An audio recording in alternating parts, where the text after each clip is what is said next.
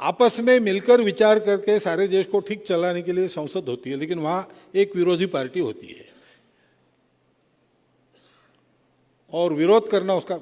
अब ये शब्द जो चलता है ना, वास्तव में विरोध करना काम है कि सब पहलुओं से विचार करके जो सत्ता पक्ष के ध्यान में नहीं आए उसका भी प्रतिपक्ष, ये शब्द एक चलता है, वो प्रचलित नहीं है।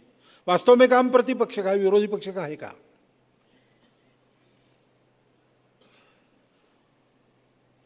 और सत्ता पक्ष वो करने के लिए अधिकृत है, लेकिन करना है उसको सबसे चर्चा करके।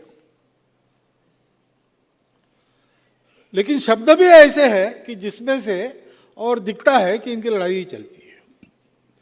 ऐसे उद्योग, व्यापार, कृषि, किस बात पर जोर देना?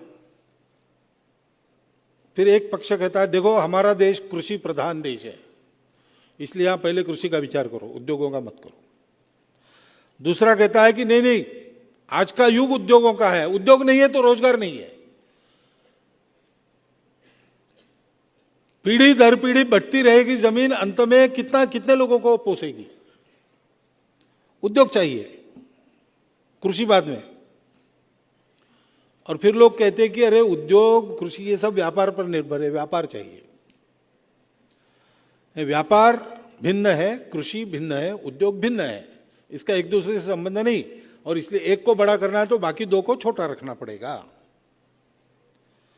लेकिन वास्तव में ऐसा है नहीं। मनुष्य के जीवन में इन तीनों की आवश्यकता है। कहीं पर व्यापार ज्यादा आवश्यक है, कहीं पर कृषि ज्यादा आवश्यक है, कहीं पर उद्योग ज्यादा आवश्यक है, ये हो सकता है। लेकिन विचार करते समय इन तीनों का विचार करना पड़ेगा, तब वास्तव में संपत्ति बनेगी। संपत्ति यानी केवल मुद्रा नहीं है, मनुष्य के जीवन को चलने के लिए आवश्यक सारी वस्तुओं का निर्माण, उत्पादन। वास्तव में प्राकृतिक संसाधन और मनुष्य के अपने प्रयास से उसमें से उसका नुकसान न करते हुए किया गया निर्माण, ये संपत्ति है, ये लक्ष्मी है, ये समृद्धि है। अगर इसको आपको देखना है तो आपको तीनों को समान रूप से देखकर संतुलित ढंग से तीनों के लिए एक योजना जिसमें तीनों का अंतर्भाव होगा ऐसी बनानी पड़ेगी। समग्र जो शब्द आया, ये जो अपनी दृष्टि है, उस दृष्टि पथ से काम करके संपूर्ण देश को इस विचार पथ पर लाना है। नहीं तो समस्याओं के उत्तर अपने पास भी नहीं है और दुनिया के पास भी नहीं है।